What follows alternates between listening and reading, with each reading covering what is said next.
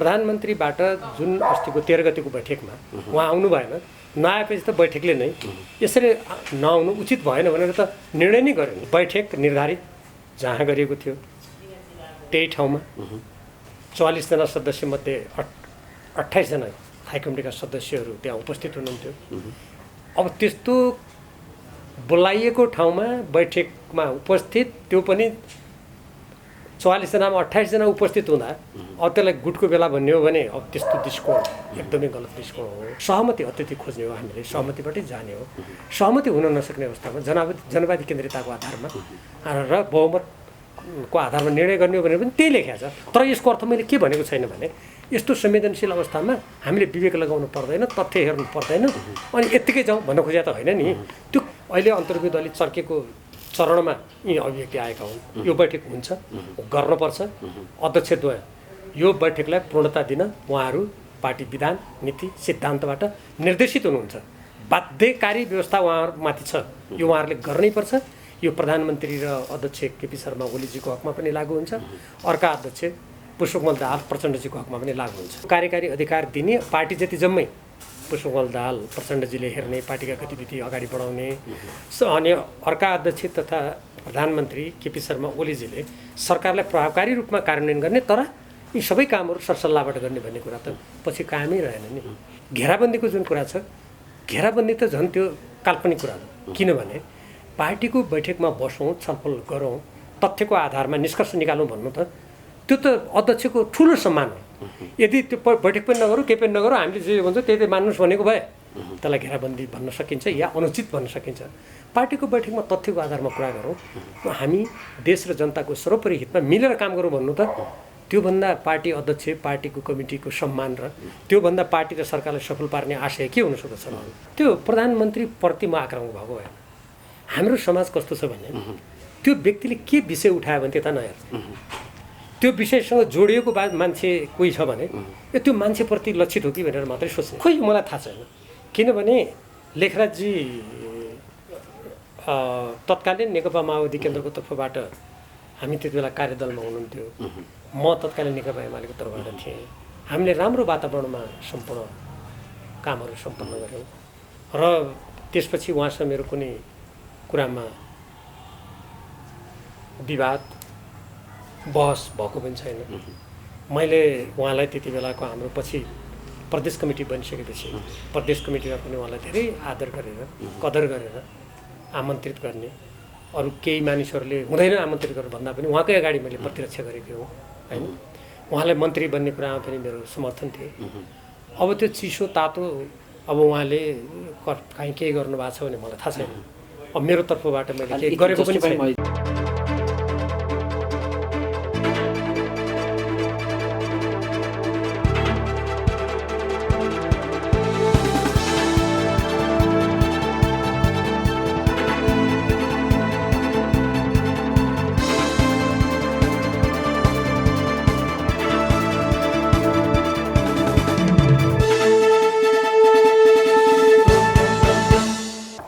नमस्कार, एभरेस्ट संवादमा यहाँलाई हार्दिक स्वागत छ।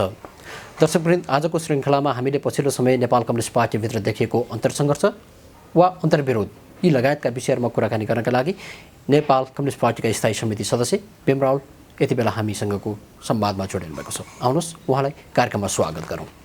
सर, यहाँलाई एभरेस्ट संवादमा स्वागत छ। धन्यवाद। हामी कार्यक्रमको सुरुवातमा सरसँगको संवाद गरिरहँदाखेरि म मूलतः पार्टी र सरकारको समीक्षाका विषयमा केन्द्रित रहँदैछु र पहिला पार्टीको अन्तर्विरोधका विषयमा केन्द्रित रहेर कुराकानी सुरुवात गरौँ। हुन्छ। के हो यो अहिलेको गतिरोध? यो एक त नेपाल कम्युनिस्ट पार्टीको जुन विगतदेखि विकसित हुँदै आएको धरातल र त्यसभित्र कायम हुँदै आएका विभिन्न प्रवृत्तिगत कुराहरू पनि यसको पृष्ठभूमिमा छन्। तर यसलाई अहिले वर्तमानमा ल्याउने हो भने हामीले तत्कालीन नेकपा एमाले र नेकपा माओवादी केन्द्रको बिचमा जुन एकता गऱ्यौँ, त्यो एकता गर्दा हामीले जे कुराहरू व्याख्या गऱ्यौँ, जे कुरालाई स्थापित गऱ्यौँ, तदनुकूल हाम्रा व्यवहारहरू अगाडि बढ्न नसक्नुको परिणामस्वरूप आजका अन्तर्विरोधहरू देखेका हौँ। के कारणले बढ्न सकेन त यो सन्तुलन? जे हामीले त्यो सहमति गरेका थियौँ, जे हामीले सैद्धान्तिक सङ्गठनात्मक विधि र प्रणालीको दृष्टिकोणबाट यी हुन है अब हामीले अगाडि बढ्ने हाम्रो मान्यता भनेका थियौँ, त्यसलाई व्यवहारमा हामीले रूपान्तरित गरेनौँ। त्यही कारणले गर्दा त्यसबाट उत्पन्न अन्तर्विरोधको अहिले हामीले सामना गर्नुपर्ने स्थितिमा हामी छौँ। भनेपछि पार्टीभित्रको अन्तर्विरोध वा पार्टी विधान वा जुन साङ्गठनिक पद्धति छ यो चाहिँ अहिले पछिल्लो समयको अन्तर्विरोध हेर्दा के अब कम्युनिस्ट पार्टी वा नेपाल कम्युनिस्ट पार्टीले अवलम्बन गर्ने मूल्य मान्यता सकिएकै हो? हामीले यसरी विश्लेषण गर्न सक्छौँ? अहिले त्यो मूल्य मान्यता सकिएको भन्न मिल्दैन, तर हामीले यति विशाल पार्टीले अगाडि बढाउँदा यसलाई सञ्चालन गर्दा हामीले एक त सहमति भएको बेला पनि यसको रूपरेखा त्यहाँ स्थापित गरेका छौँ। त्यो हामीले हेऱ्यौँ भने कसरी चल्नेछ भनेर त्यसको रूपरेखा हामीले निर्धारण गरेका थियौँ। त्यो रूपरेखाको आधारमा हामीले पार्टीको अन्तरिम विधान बनायौँ, राजनीतिक प्रतिवेदन जारी गऱ्यौँ। त्यसपछि समयसँग भएका पार्टीका बैठकहरूबाट हामीले निर्देशन पनि जारी गऱ्यौँ। त्यहाँ हामीले जुन विधि पद्धति प्रणाली र पार्टी सञ्चालनका मान्यताहरू स्थापित गरेका थियौँ तदनुकूल पार्टीका कमिटीहरू भएन, त्यो विधिको अवलम्बन भएन। त्यसलाई त्यो अगाडि बढाउने कुरामा जब कमजोरी उत्पन्न भयो, त्यो कमजोरीले तीनटा काम एकैचोटि गर्यो। एउटा त्यसले नेतृत्वको बिचमा असमझदारी बढाइदियो, दोस्रो त्यसले पार्टीको दैनिक जीवन पद्धति जसरी सञ्चालन हुनुपर्ने हो त्यसमा अवरोध सिर्जना गर्यो, तेस्रो त्यसले आम कार्यकर्ताहरूमा पनि पार्टी अब सुचारू रूपले सञ्चालन भएको छ, यसले गतिशीलता उत्पन्न गरेको छ भन्ने कुरामा विश्वस्त बनाउने आधारहरूलाई कमजोर बनायो। तर पार्टी पद्धतिको कुरा गरिरहँदा त फेरि सत्ताको प्राप्तिका लागि चाहिँ अहिले गतिरोध उत्पन्न भइराखेको भनेर टिका टिप्पणीहरू भइराखेका छन्। एकदमै गलत हो। मैले बारम्बार भन्ने गरेको छु, मैले अघि भनेका पार्टीको सैद्धान्तिक वैचारिक सङ्गठनात्मक प्रणाली, यसको विधि र हामीले जानुपर्ने गन्तव्यका लागि जे कुरा हामीले गर्नुपर्ने हो ती कामहरू नै हाम्रो अहिलेको मुख्य अन्तर्विरोध र यो समस्याका कारणहरू हुन्।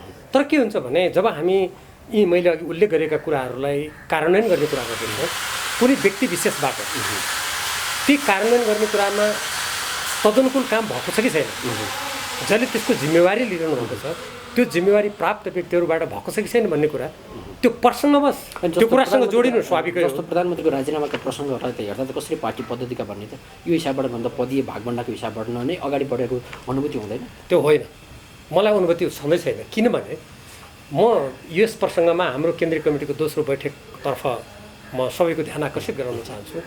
त्यो बैठकमा मैले अघि उल्लेख गरेका कुराहरूमा नै बहस भएको थियो, छलफल भएको थियो र त्यसमा अध्यक्ष दुवैबाट अन्तमा र आरम्भमा पनि अब यो पार्टीका बैठकहरू निर्धारित समयमा हुन्छन्, विधि प्रणालीबाट हुन्छन्, हामी सामूहिक बल बुद्धि विवेकबाट अगाडि बढ्छौँ भन्ने कुरा निष्कर्षको रूपमा सुनाइएको थियो। हामी खुसी पनि भएका थियौँ।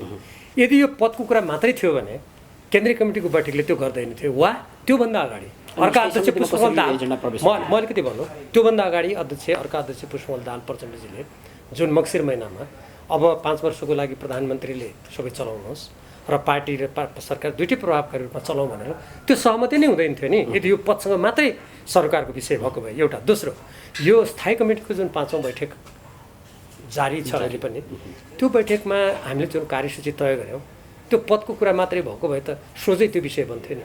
त्यो कार्यसूची हेर्नुभयो भने सोझै छैन। यद्यपि पार्टी र सरकारको समीक्षाको कुरा त त्यहाँ छ, त्यो हुनु स्वाभाविक हो। किनभने हामीले मैले अघि उल्लेख गरेका कुराहरूलाई कार्यान्वयनमा लैजाने, पार्टीलाई पनि प्रभावकारी बनाउने, सरकारलाई लोकप्रिय बनाउने, त्यो कुरामा कुनै कुरा अवरोधको रूपमा छ भने अवरोधलाई त हामीले हटाउनु पऱ्यो नि त, देशको बृहत्तर हितमा, पार्टीको बृहत्तर हितमा। त्यो प्रसङ्गमा पदको कुरा जोडेर आएको मात्रै हो, मूलभूत कुरा त्यो होइन। भनेपछि तपाईँले प्रधानमन्त्रीको राजीनामा माग्नुभएको होइन? प्रधानमन्त्रीको राजीनामाको कुरा त्यहाँ कार्यसूचीमा थिएन, कार्यसूचीमा नभई त्यो नै प्रमुख विषय हो भन्न मिलेन। तर त्यहाँ थाई कमिटीका सदस्यहरूले यी मतभेदको प्रसङ्गमा, अन्तर्विरोधको प्रसङ्गमा प्रधानमन्त्रीको राजीनामा पनि आवश्यक हुन्छ, दिनुपर्छ भन्ने कुरा आरम्भिक धारणा मात्रै व्यक्त गर्नुभयो। अब समग्र घटनाक्रमहरूको व्याख्या विश्लेषण गरिरहँदा कतिपय सदस्यलाई त्यो लागेको कुरा निष्कर्ष नै त होइन नि। हामी त अझ त्यसमा सरकारको समीक्षा र पार्टीको समीक्षा गर्ने काममा त प्रवेश गर्दैथ्यौँ, त्यो काम बाँकी थियो। बैठक सुचारू रूपले राम्ररी अगाडि बढेको भए त्यो कहाँ निष्कर्षमा पुग्थ्यो, या त्योभन्दा अगाडि अझ नेतृत्वको बिचमा बसेर हामी के सहमति खोज्थ्यौँ, कस्तो समाधान खोज्थ्यौँ, त्यो कुरा त हेर्न नै बाँकी छ नि। अनि तर पछिल्लो अन्तर्विरोधसम्म हेर्ने हो भने त प्रधानमन्त्री केपी शर्मा ओलीले प्रधानमन्त्री वा पार्टी अध्यक्ष छोड्नुपर्छ भनेर जुन एउटा बटम लाइन नै तय गरिएको छ, त्यो हिसाबबाट हेर्ने त पार्टी पद्धति प्रक्रियामा भन्दा पनि सत्ता प्राप्ति नै हो भन्ने त देखियो नि त। यो मैले यसरी यो विषयलाई चाहिँ त्यो होइन, त्यो कसरी होइन भने उहाँले प्रधानमन्त्रीले प्रधानमन्त्री वा अध्यक्षबाट छोड्नुपर्छ भन्ने कुरा बैठकमा आरम्भिक त्यो पनि उहाँले बोलेको एउटा कुराको सन्दर्भ बाहिर गएपछि त्यस सम्बन्धमा त्यसले प्रवेश पाएर त्यो उल्लेख भएको तर त्यो विषय बैठकको कार्यसूची बनेर त्यसमा कुनै निर्णय त भएको छैन नि। अब व्यक्तिगत धारणा त तपाईँ यत्रो विशाल पार्टीमा अनेकौँ विचारहरू सुन्नुहुन्छ। थाई कमिटीका सदस्यहरूबाट नै विचारका विविध पक्षहरू बाहिर आएका छन्। त्यो एउटा विचार नै अन्तिम निष्कर्ष हो भनेर पार्टीको बैठकले निर्णय गरेर भन्नु मिल्दैन नि। त्यसरी हामीले निष्कर्ष निकाल्यौँ भने त एकजना व्यक्तिले कुनै कुरा अगाडि राख्यो भने त्यही नै अन्तिम कुरा रहेछ भनेर हामीले सोच्नुपर्ने हुन्छ। भनेपछि स्थायी समितिमा छलफल र एजेन्डाहरूमाथि छलफल वा बहस चलिरहँदाखेरि प्रधानमन्त्रीले चाहिँ पार्टी पद्धति विपरीत चाहिँ हिँड्नुभयो भन्ने चाहिँ यहाँहरूको आशय हो, ताकि उहाँ बैठक बहिष्कार गरेदेखि बैठकमा सहभागिता नजनाउनेसम्मका घटनाक्रमलाई हेर्दा यसरी विश्लेषण गर्न सकिन्छ।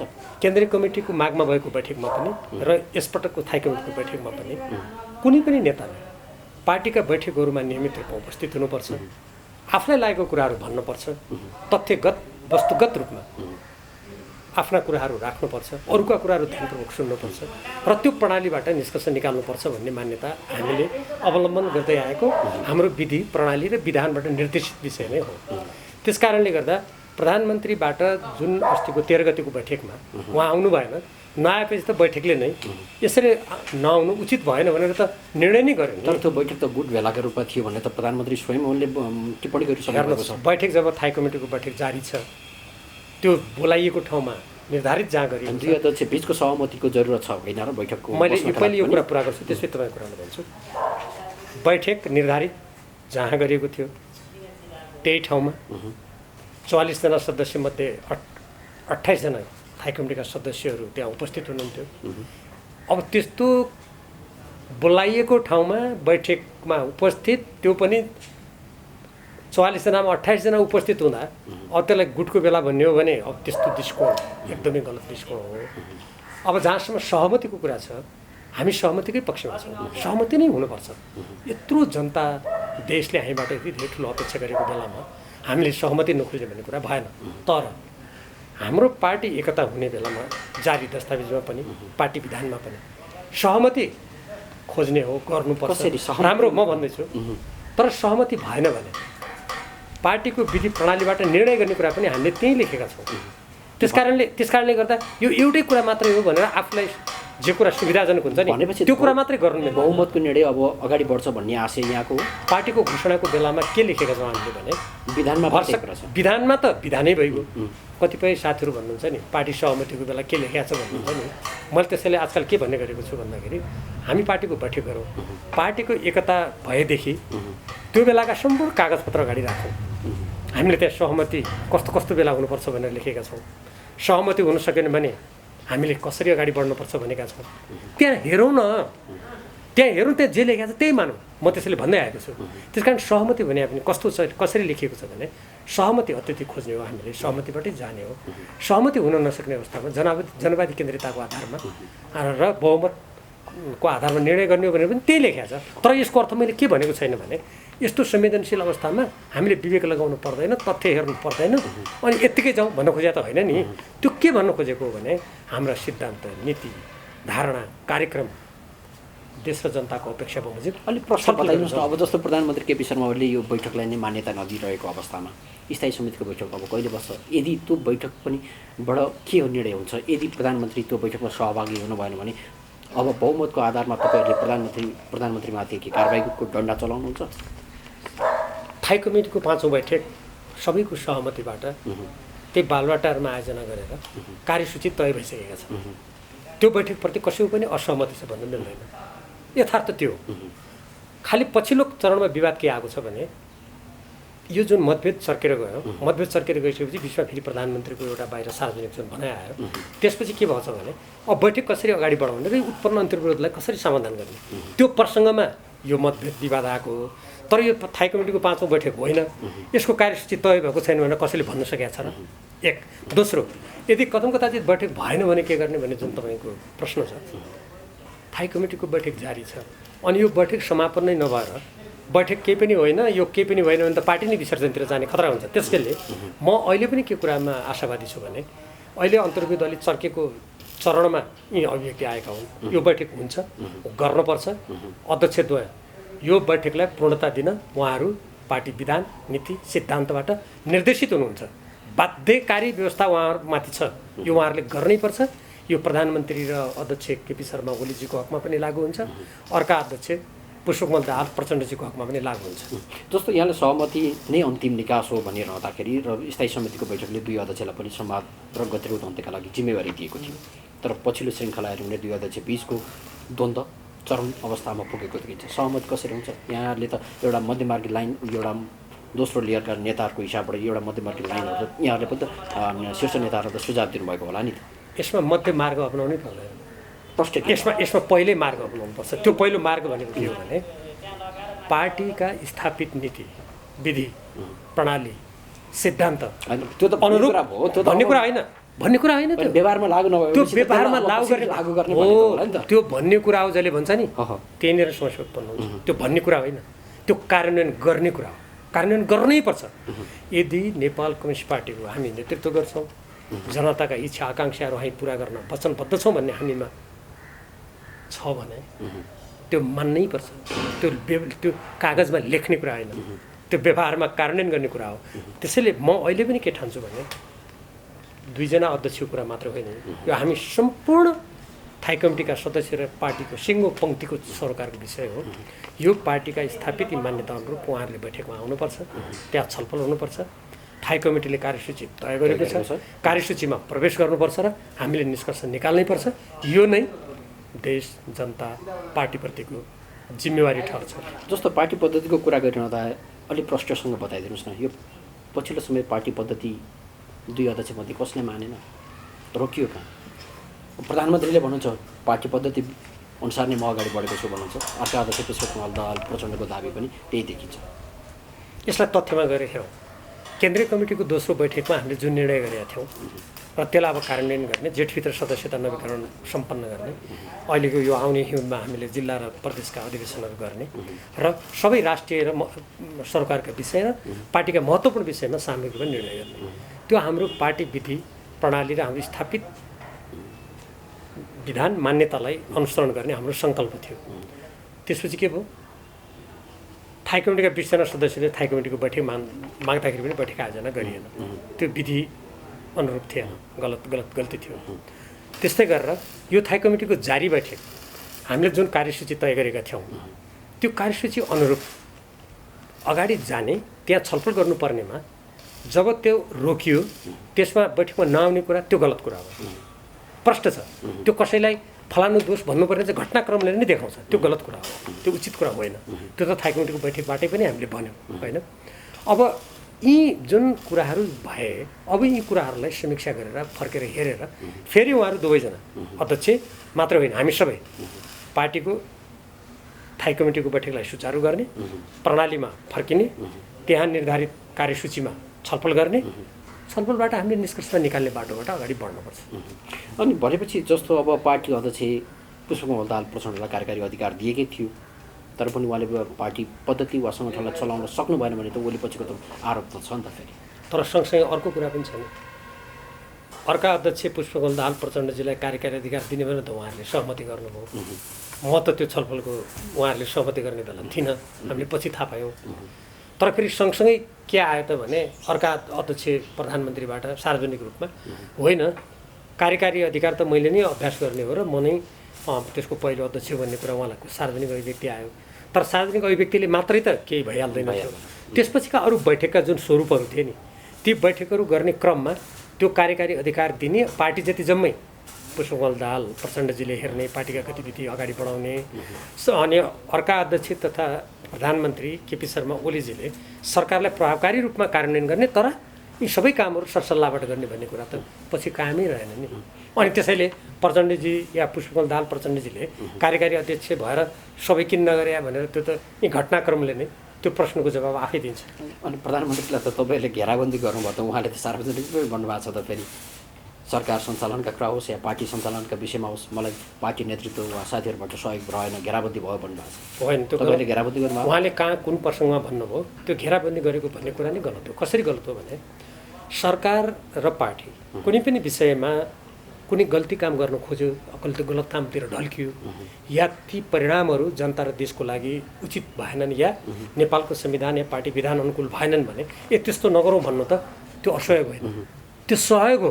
त्यो सरकारले गर्ने कार्यकारी अधिकारको कुरा जहाँसम्म छ, उसले निर्णय गर्ने कुरामा हामीले कहीँ पनि कसैले पनि बाधा अवरोध गरेको मलाई थाहा छैन, गरेको छैन। मेरै कुरा गर्नुहुन्छ भने मैले जस्तो एउटा उदाहरण दिन्छु। संयुक्त सैनिक अभ्यास पञ्चशीलको सिद्धान्त अनुकूल भएन, नेपालको स्वतन्त्र स्वाधीन परराष्ट्र नीति अन्तर्गत भएन भन्दाखेरि त्यो त सरकारले मद्दत हो। त्यो असहयोग, त्यसलाई ठानियो भने त पार्टी जतासुकै जाओस्, सरकार जतासुकै जाओस्, अलोकप्रिय भए पनि भइराखोस् भन्ने अर्थमा हुन्छ। त्यो होइन। घेराबन्दीको जुन कुरा छ, घेराबन्दी त झन् त्यो काल्पनिक कुरा हो। किनभने पार्टीको बैठकमा बसौँ, छलफल गरौँ, तथ्यको आधारमा निष्कर्ष निकालौँ भन्नु त त्यो त अध्यक्षको ठुलो सम्मान हो। यदि त्यो बैठक पनि नगरौँ, केही पनि नगरौँ, हामीले जे भन्छ त्यही त मान्नुहोस् भनेको भए त्यसलाई घेराबन्दी भन्न सकिन्छ या अनुचित भन्न सकिन्छ। पार्टीको बैठकमा तथ्यको आधारमा कुरा गरौँ, हामी देश र जनताको सर्वोपरि हितमा मिलेर काम गरौँ भन्नु त त्योभन्दा पार्टी अध्यक्ष, पार्टीको कमिटीको सम्मान र त्योभन्दा पार्टी र सरकारलाई सफल पार्ने आशय के हुन सक्दछ। त्यसकारण ती अलि एकपाखे अलिक पूर्वाग्रही दृष्टिकोणहरू भयो, जसले भने भयो, जसले भनेको भयो, मिल्दैन। जस्तो यहाँसँग कुरा गरी अन्तरङ्ग कुरा गरिरहँदाखेरि हामी एउटा निष्कर्ष निकाल्न सकिन्छ। जस्तो कम्युनिस्ट पार्टी जुन मूल्य मान्यता विश्वासका साथ अगाडि बढ्छ, त्यो मूल्य मान्यता विपरीत सरकार हिँड्यो। मतलब मैले यहाँ जोड्न खोजेको के भने पार्टीले सरकारलाई गाइडलाइन दिने कि सरकारले चाहिँ पार्टी सञ्चालन गर्ने, अहिलेको अन्तर्विरोध यही हो। तपाईँसँग यो प्रश्नको आज जवाब दिनुपर्ने अवस्थामा मैले आफूलाई पाउँदा नि मलाई आश्चर्य लाग्छ कहिलेकाहीँ। किनभने दलीय व्यवस्थामा यसै पनि सामान्य रूपमा मान्छेले बुझ्नुपर्ने कुरा के हो भने राजनीतिक दलका नीति तथा कार्यक्रम उसको निर्देशनबाट सरकार चल्छ। यो स्थापित मान्यता हो सामान्य रूपमा। अझ नेपाल कम्युनिस्ट पार्टी र नेकपाको कुरा गर्नुहुन्छ भने, नेपाल कम्युनिस्ट पार्टी नेकपाको कुरा गर्नुहुन्छ भने झन् यो पार्टीले त दृढतापूर्वक पार्टीको सामूहिक बल बुद्धिको आधारमा सरकारको नेतृत्व गर्ने हो। तर त्यहाँ समस्या देखियो। जस्तो उदाहरणको लागि भन्नुहोस्, कतिपय महत्त्वपूर्ण निर्णय अध्यादेशको कुरा आयो। राजनीतिक दललाई सजिलै विभाजन गर्न सक्ने गरेर संविधान निर्माण गर्दा हामीले जुन मान्यता राखेर देशलाई स्थायित्व दृष्टिकोणबाट जुन त्यसको व्यवस्था गरेका थियौँ, म स्वयं मसौदा समितिको सदस्य थिएँ, त्योभन्दा विपरीत आयो। त्यत्रो महत्त्वपूर्ण कुरा हो भने पार्टीमा कुनै गहन छलफल भएन उदाहरणको लागि। त्यसैले सरकार सञ्चालन गर्दा पार्टीका नीति, प्रणाली, सोच र नेपालको संविधानको समाजवाद उन्मुख कार्यदेशतर्फ जाने कुरामा सामूहिक बल बुद्धिबाट अगाडि बढ्ने दृष्टिकोण नराखिँदा वा तदनुकूल नचल्दा समस्या आएको कुरा त छर्लङ्गै छ। भनेको मतलब पार्टीको एकताको भावना विपरीत प्रधानमन्त्री अगाडि बढ्नु भयो। नै, पार्टी एकताको भावना फेरि बेग्लै कुरा भयो। त्यो चाहिँ पार्टी एकीकरणको सन्दर्भमा लागु हुन्छ।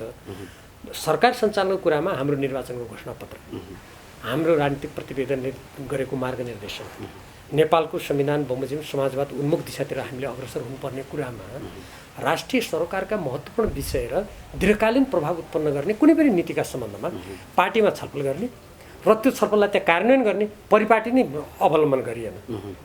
त्यसले गर्दा यो समस्या उत्पन्न भयो। पार्टी एकताको भावना भने त फेरि अर्को प्रसङ्गको कुरा हुन्छ, तर हामीले छुट्टै प्रसङ्गमा विवेचना गर्नुपर्छ। जस्तो अब मैले एउटा आम जनचासो वा अहिले जुन नेकपामा देखिएको अन्तर्विरोधलाई हेर्ने हो भने बाहिर टिका टिप्पणी अनेक सुनिन्छन्। अब नेकपा फुट्दैछ, सङ्घारमै पुगेको फुटको? यो सङ्घारमा पनि पुगेको छैन। यो फुट्नुपर्ने मैले कारण पनि देख्दिनँ। किन म देख्दिनँ भने किन फुट्ने, के को लागि फुट्ने? हामी जब सबै के कुरामा जोड दिइरहेका छौँ भने पार्टीको सिद्धान्त, नीति, विधिअनुसार अगाडि जाउँ। पार्टीको सिद्धान्त, नीति, विधिको आलोचना गरेको भए पार्टी फुट्ने सम्भावना हुन्छ। किनभने त्यो सिद्धान्त पनि नमान्ने, विधि पनि नमान्ने, केही पनि नमान्ने भएपछि त पार्टी नै किन चाहियो?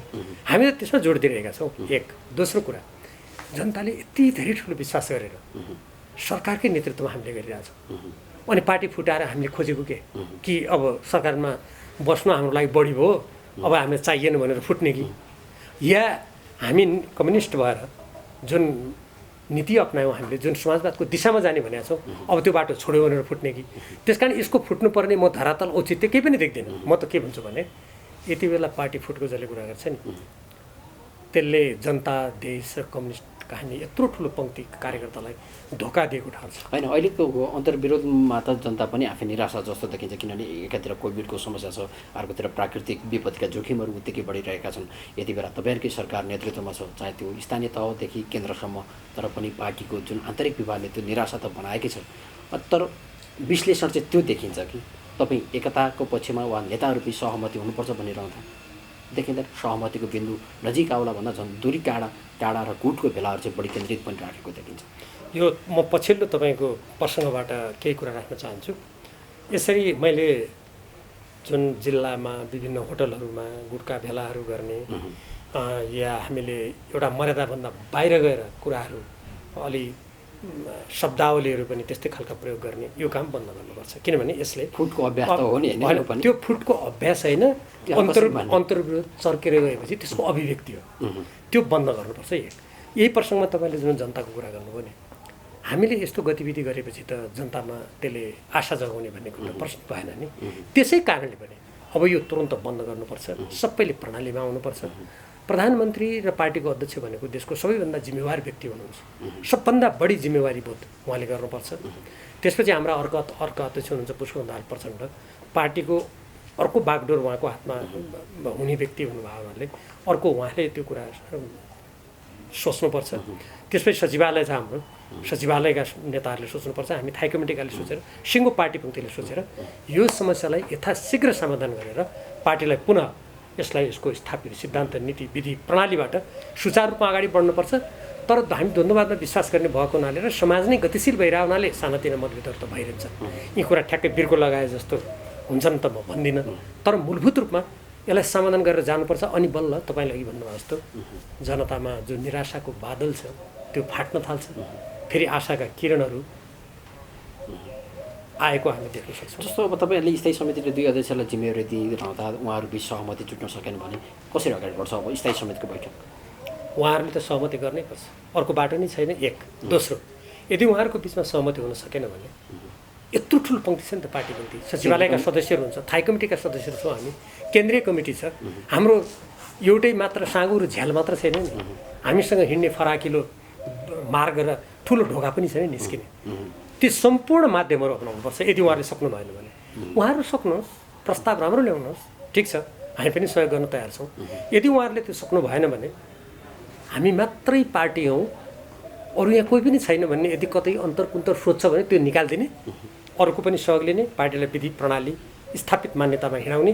त्यसो भयो भने क्रमशः हामी समस्या समाधानको दिशातर्फ अगाडि बढ्छौँ। प्रधानमन्त्री आउनु भएन भने पार्टी बैठक अगाडि बढ्छ। प्रधानमन्त्रीले आउनै पर्छ, किनभने प्रधानमन्त्री यही पार्टीको अध्यक्ष भएको हुनाले प्रधानमन्त्री हुनुभयो नि, यही पार्टीको मतबाट प्रधानमन्त्री हुनुभयो होला नि।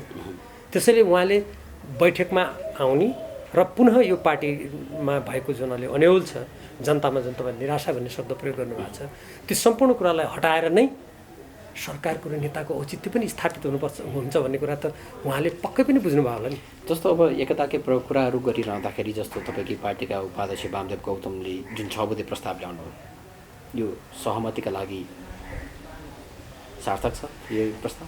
पार्टीमा मतभेद भएको बेलामा, समस्या देखेको बेलामा कुनै पनि नेताले यसो गर्दा समस्या समाधान हुन्छ कि, यसो गर्दा चुनौतीको सामना गर्न सकिन्छ कि भनेर ल्याउने कुरामा हामीले त्यसलाई स्वाभाविक रूपमा लिनुपर्छ। तर कुनै प्रस्तावले समस्या समाधान गर्छ कि गर्दैन भनेर त्यसको जाँच परख गर्ने थलो भनेको फेरि पनि बैठक नै हो। बैठकमा जबसम्म कुनै प्रस्ताव औपचारिक रूपमा प्रस्ताव प्रवेश गर्दैनन् तबसम्म त्यसले समाधान गर्छ कि गर्दैन भनेर बाहिर चर्चा गर्ने कुराले चर्चा गर्नु त ठिकै छ, तर खासै कुनै सार्थक परिणाम ल्याइहाल्दैन। उहाँका 6 बुँदे उहाँका प्रस्तावहरू ठिक उहाँले ल्याउनु भएको छ, अरूका पनि प्रस्ताव हुनसक्छन् नि, मेरै पनि हुनसक्छन् होइन। तपाईँको चाहिँ के छ त भन्नुहोस्? होइन, मेरो अहिले म आफ्ना कुराहरू यो समाधान गर्ने कुराहरू पार्टी एकदम संवेदनशील अवस्थामा भएको हुनाले म त्यो बैठकमै या पार्टीका नेताहरूको औपचारिक त्यस्ता वार्ताहरू कुनै भयो भने म त्यहीँ राखुला, किनभने अहिले प्रस्तावहरूको खाँचो छैन बाहिर, अरू साथीहरूका पनि मैले सुनिरहेको छु। त्यसकारण कुनै पनि नेताले ल्याएको प्रस्तावलाई हामीले किन ल्यायो भनेर प्रश्न उठाउनु हुँदैन।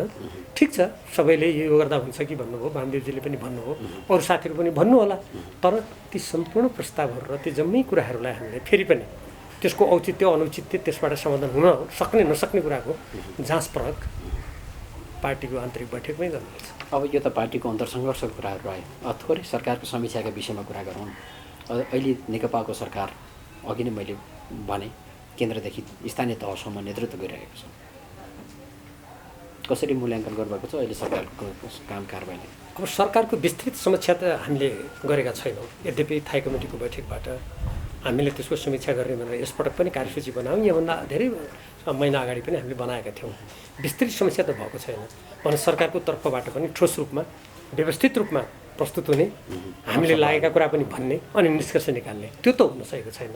तर सामान्यतया विभिन्न समाचार माध्यममा हेर्दा, आफूले अध्ययन गर्दा जुन आशा उत्साह भरोसाका साथ नेपाली जनताले नेपाल कम्युनिस्ट पार्टी नेकपालाई यत्रो ठुलो मत दिएर सरकार सञ्चालनको जिम्मा दिएका थिए, तदनुकूल यसले दिने परिणामहरू छन्, भइरहेका छन् भनेर तर्क दृढताका साथ दिएको मैले कसैले पनि देखेको छैन। मलाई आफूलाई पनि दृढताका साथ वास्तवमा हामीले जुन लक्ष्य गन्तव्यमा पुग्नको लागि हाम्रा पाइलाहरू चाल्नुपर्ने हो, अनेकौँ पाइलाहरू हामीले अलिकति गलत ठाउँमा टेकेको जस्तो अनुभूति मलाई पनि हुन्छ। होइन, अब यत्रो 2/3 नजिक रहेको सरकारले प्रभावकारी रूपमा काम गर्न सकेन भने कसरी जनतालाई आश्वस्त तुल्याउने कि अब सरकारको विकल्प पनि खोज्नुपर्ने बेला रहेको हो भन्ने यहाँहरूको पार्टीभित्र त्यस्तो छलफल जनतामा त्यस्तो नपरोस् भनेर नै यसपटक थाई कमिटीको 5औँ बैठकमा सरकारको समीक्षाको कार्यसूची बनेको हो। किनभने अब हामीसँग 2.5 वर्ष मात्रै छ। यो 2.5 वर्षमा जे जति कमी भए कमीहरूलाई हेर्ने, समीक्षा गर्ने र आउने 2.5 वर्षको लागि हामीले ती सम्पूर्ण कमीहरूलाई हटाएर सरकारलाई प्रभावकारी रूपमा अगाडि बढाएर जनतामा पुनः त्यो आशा र विश्वासलाई बलियो बनाउने, त्यही उद्देश्यले त हामीले समीक्षाको लागि कार्यसूची राखेका थियौँ। तर त्यता प्रवेशै नपाएर अहिले बैठक अवरुद्ध भएको हुनाले पनि हामीलाई चिन्ता लाग्यो। भनेपछि सरकारको कार्यशैलीप्रति यहाँ सन्तुष्ट हुनुहुन्न? अब सन्तुष्ट कति प्रतिशत हुने नहुने त्यो बेग्लै मापक हुन सक्दछ, तर समग्रतामा भन्दाखेरि सरकारको समग्र काम कारबाहीको समीक्षा गरेर कतिपय त्रुटिहरू हटाउनु पर्ने आवश्यकता छ भन्ने त्यो वस्तुस्थितिले नै देखाउँछ। भनेको मतलब हो जस्तो प्रधानमन्त्री केपी शर्मा ओलीको जुन अहिले नेतृत्वको सरकारको कार्यशैलीप्रति यहाँले टिप्पणी गरिरहँदाखेरि पार्टीभित्रमा पनि सरकारको काम कारबाहीका विषयमा समीक्षा गर्न नदिने र पार्टीका विधि विधानहरूलाई पनि उल्लङ्घन गर्दै जाने भनेको मतलब अहिले पार्टीभित्रको मुख्य चुरोको रूपमा चाहिँ प्रधानमन्त्री नै रहनुभयो भन्ने हामीले विश्लेषण गर्न सकिन्छ? होइन, यसमा अब व्यक्तिले गरेका काम कारबाहीहरू यहाँबाट उत्पन्न जुन परिणाम हुन्छ नि, यहाँ त व्यक्ति त्यो परिणाम हेरेर कुन कुन व्यक्तिको भागमा त्यसको कति हिस्सा जान्छ भन्ने कुरा हामीले हेर्नुपर्छ। त्यसैको लागि हामीले पार्टी र सरकारको कामको समीक्षा भनेका थियौँ। मैले प्रधानमन्त्रीबाट यसबिचमा भएका केही उदाहरण, केही कामहरू र त्यसमा हामीले टिप्पणी गर्नुपर्ने विषय अघि नै उल्लेख गरिसकेँ। अब समग्रतामा उहाँले गरेका कुन कुन कामहरू कति राम्रा भए, त्यसले राम्रो परिणाम दियो, कति कामको लागि उहाँहरूले अरू सच्याउनु पर्ने वा कति कुराहरू बेठिक भए, त्यही कुरा हेर्नको लागि हामीले सरकार र पार्टीको समीक्षा गर्ने भनेका थियौँ। सँगसँगै अर्को अध्यक्षको पनि कुरा आउँथ्यो होला, जस्तो केन्द्रीय कमिटीको बैठकमा आएको थियो होइन, तर त्यसको त हामीले समीक्षामा प्रवेश गर्न नै पाएनौँ। अब यस्तो खालको संवेदनशील बेलामा, विवाद चर्किरहेको बेलामा फेरि मैले सरकार र पार्टी कुनै व्यक्ति विशेषको यो हो भनेर यहाँ फेरस्ती दिन थालेँ भने अब म त वास्तवमा यो मेलमिलाप राम्ररी होस्, पार्टीप्रति जनताको विश्वास नडगमाओस् भन्ने नै चाहना छ नि, भित्री चाहना। त्यसो भएको कारणले म त्यसमा अहिले विस्तृत जान चाहन्न। तर यति कुरामा म जोड दिन के चाहन्छु भने हामीले जति समय सरकार चलाएका छौँ, यो पार्टी एकतापछि हामीले पार्टी चलाएका छौँ, त्यो एकचोटि गम्भीर रूपमा फर्केर हेरेर कहाँनिर हामी चुक्यौँ, कहाँ त्रुटि भए भनेर हेर्ने बेला आइसक्यो। जस्तो कार्यक्रमको सुरुवातमै मैले सरसँग भूमिकाका क्रममा यहाँले जे प्रश्न सोध्न पनि सक्नु भनेर मलाई एउटा छुट दिनुभयो। अब यो पार्टी र सरकारका विषयमा त फेरि समीक्षा नै गरौँला।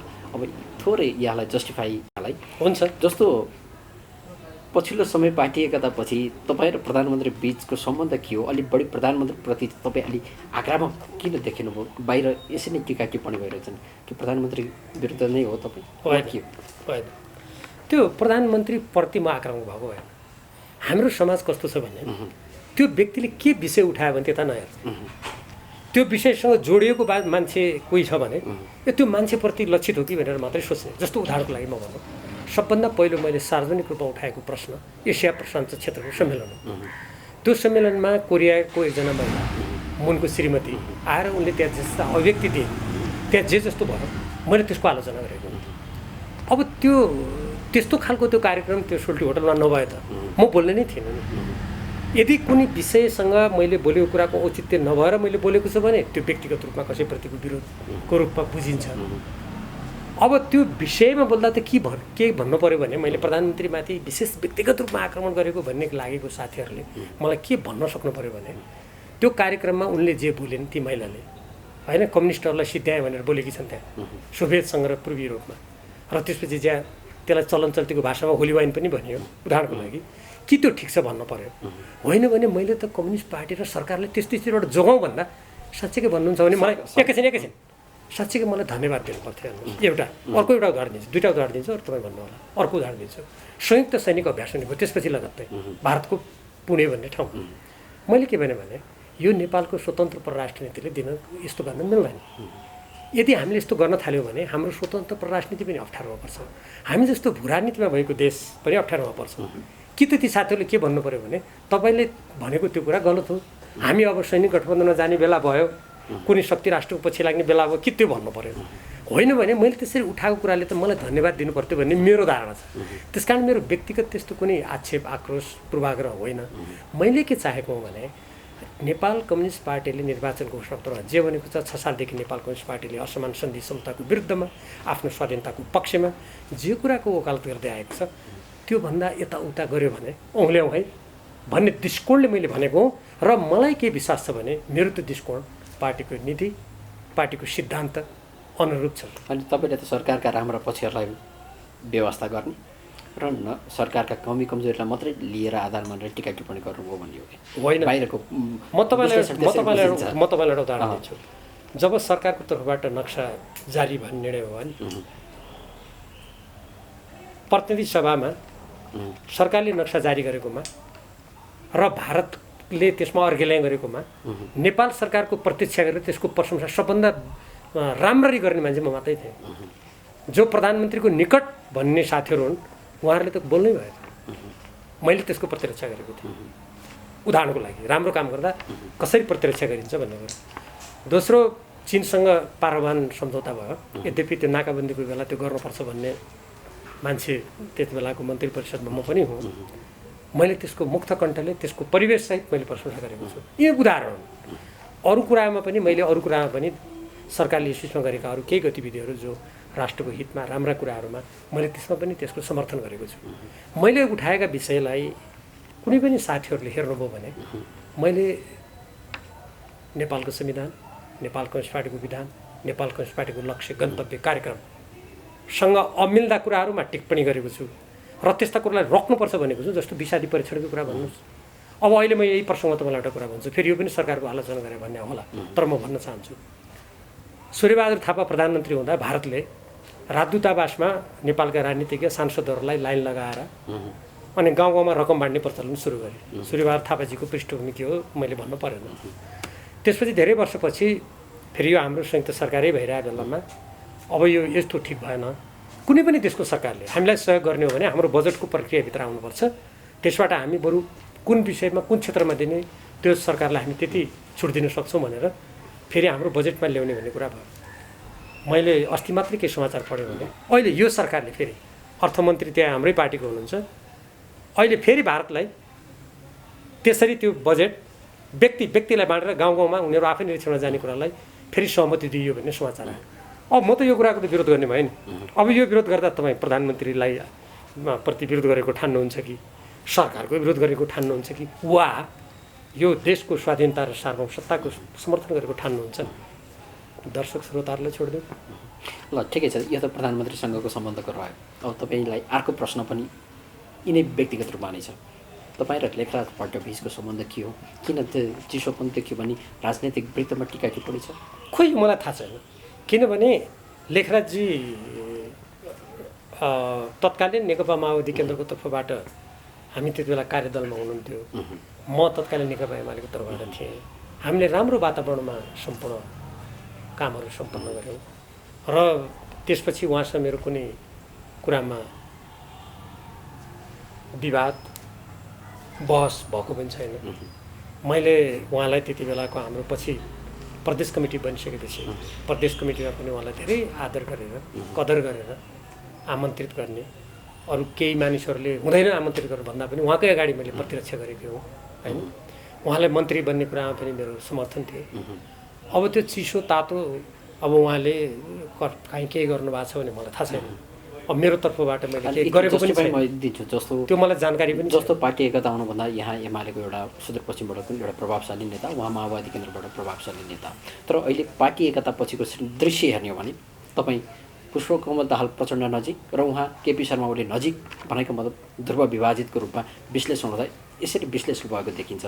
त्यो हिसाबबाट त तपाईँहरूको बिचको सम्बन्धलाई काहीँ न काहीँ चिसो वा दरारपना त रहेछ कि भन्ने त स्पष्ट देखिन्छ। यस्तो हुन सक्दछ, त्यो उहाँको तर्फबाट गरिएको हुनसक्छ। र किन भन्दाखेरि पुष्पकमल दाहाल प्रचण्डजीसँग निकट भएर धेरै लामो समयसम्म काम गर्ने उहाँ नै हो होइन। अब उहाँ किन उहाँलाई छोडेर अन्त लाग्नु भएको हो भने त्यो उहाँलाई नि सोध्ने कुरा भयो, त्यो मैले थाहा पाउने सम्बन्धको कुरालाई। अब म अर्को कुरा भन्छु, तपाईँले जहाँसम्म म पुष्पकमल दाहाल प्रचण्डजीको निकट भन्नुभयो त्यस्तो व्यक्तिगत निकट होइन। म बाहिर विश्लेषण यो छ भनेको मैले आरोप तपाईँलाई म भन्छु तपाईँ विश्लेषण यो हो। विश्लेषण त त्यो म विश्लेषणको कदर गर्छु, किनभने विश्लेषकहरूले गर्न पाउनुपर्छ, त्यसमा मेरो कुनै आपत्ति छैन। मेरो के हो भन्दाखेरि मैले अघि नै भने पार्टी विधि प्रणालीबाट गएर एकताबद्ध भएर राष्ट्रिय स्वाधीनता स्वतन्त्रलाई सर्वोपरि राखेर जानुपर्छ भन्ने जुन मेरो मान्यता हो, त्यो मान्यतामा यस बिचमा किनभने यो पार्टी एक भइसकेपछि त्यो मान्यतामा लगातार पुष्पकमल दाहाल प्रचण्डजी पनि सँगसँगै मैले पाएको हुनाले उहाँसँग मेरा थुप्रै कुरा अवश्य मिलेका छन्। त्यो कुनै लुकाउनु पर्ने गोप्य कुरा होइन।